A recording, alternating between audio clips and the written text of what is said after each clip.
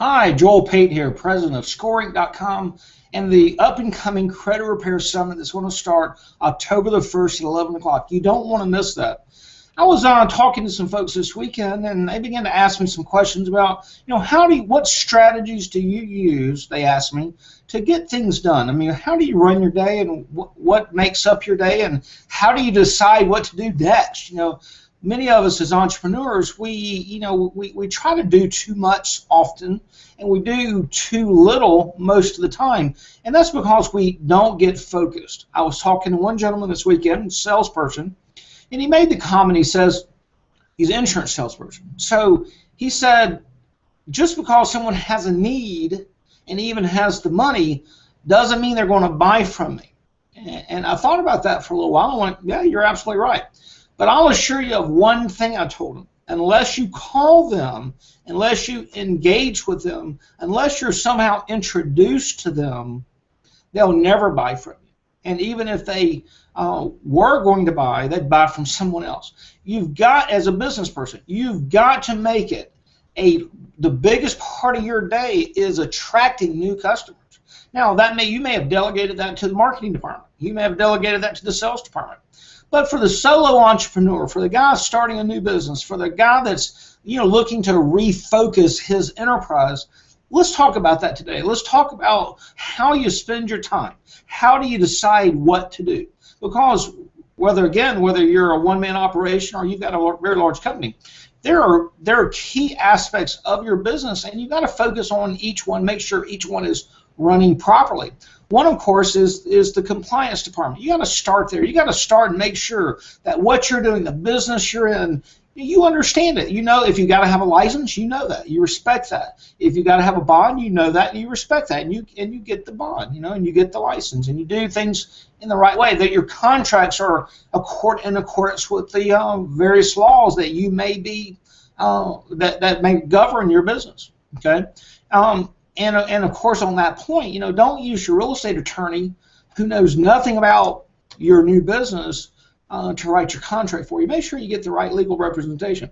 Also, of course, make sure your accounting's in good shape. Make sure someone really understands your business. QuickBooks is just such an easy way to do that, and provides a tutorial about how to set up the various types of companies and gives you a good chart of accounts. And then you come to the sales and marketing aspects.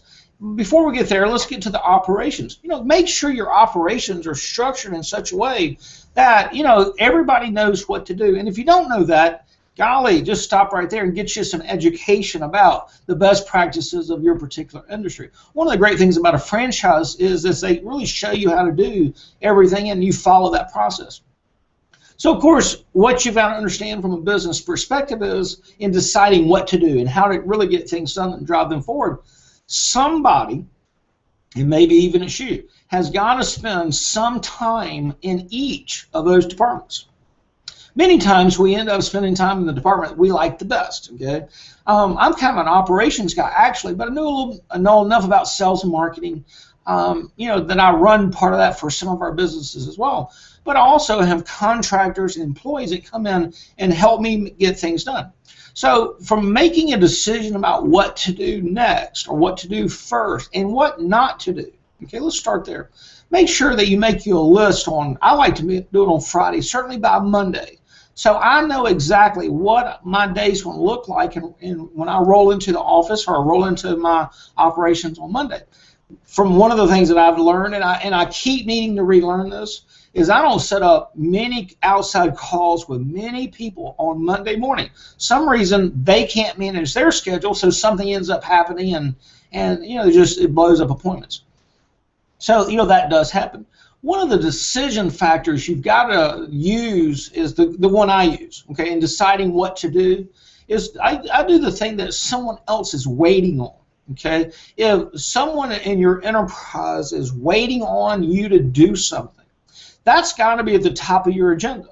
Now, if it's not, it needs to come in second or third, and you need to get done. But set an expectation of when you can do something.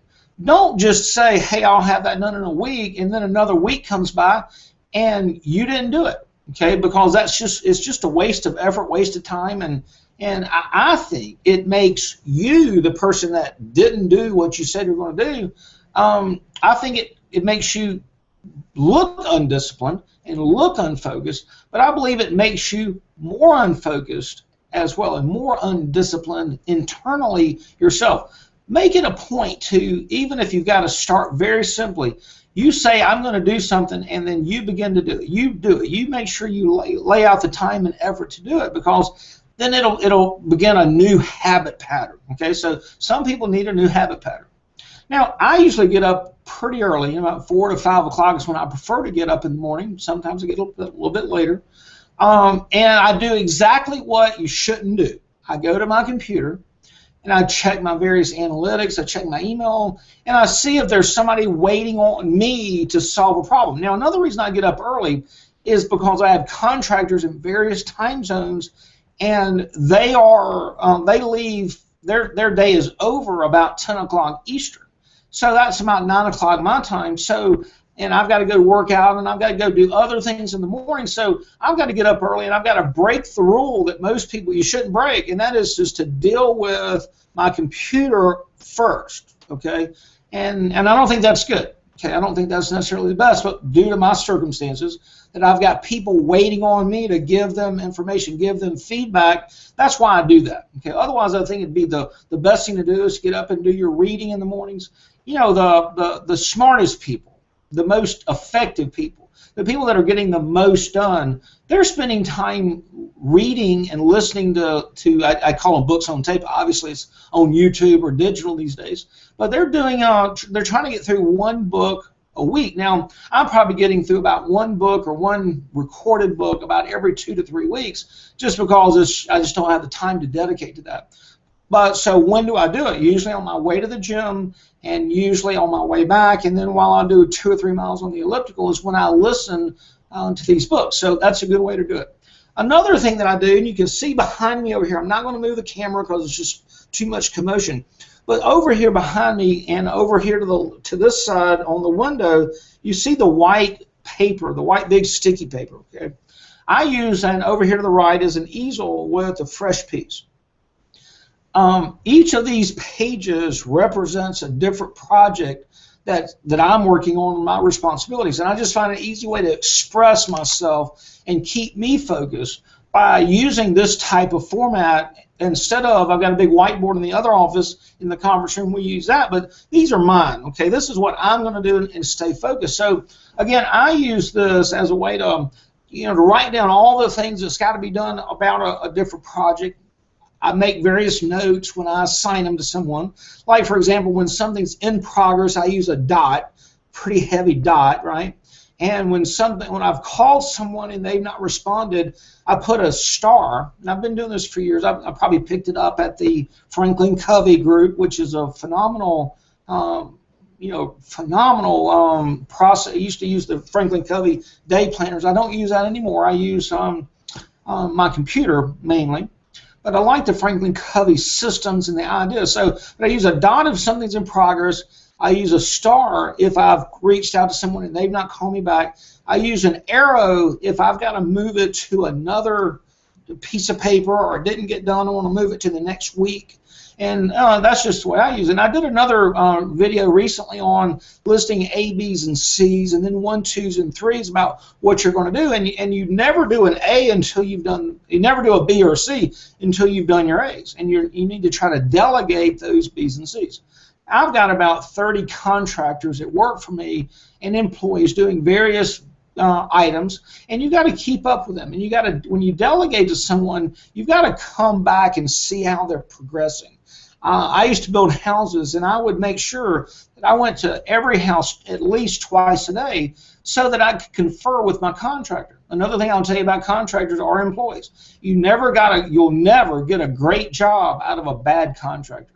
You can't even micromanage them enough to get them to do good work. So, make sure you start small with giving tasks to contractors and employees, and follow up with them, and then give them guidance. If they didn't do a good job, let them know. And of course, one of the reasons they may not have done a good job is because you didn't delegate to them properly. Now, I've gone all the way around the world to talk about how to get more done, but that's what I do. I use a lot of contractors. I keep up with them on all these pieces of white paper and on my to-do list as well. I begin the week knowing about 80% of the things I'm going to do for the next week. Now, if you're in the credit repair business, as an example, or you're a real estate agent, for example, you may not know when you're going to get a call and a customer's going to come in. That's fine. Block out large blocks of time so that when that does happen, you're ready for it. But then be sure to mark in the times in which, of course, that wouldn't be happening, when they wouldn't be calling. Make sure you block out and itemize in when you're going to get things done. I'm going to have a coaching session with one of my customers starting on Tuesday, and where we're going to start is how much money are you making exactly? How many customers came in thus far this year, per week, per month, and how much did you derive an income from them specifically? That way you'll know exactly where you are. And then the next phase of our consulting is going to be on how to go get more customers. But you don't want to go get more customers until you know if you're making money on the ones that you're making money on and exactly how many you're getting now. So that way we can focus, and of course it's just a place to start. So I hope this has been beneficial for you. This is Joel Pate, Credit Repair Summit. Starts October the 1st. Don't miss it. You'll love it, I promise. It's going to be great. We'll see you soon.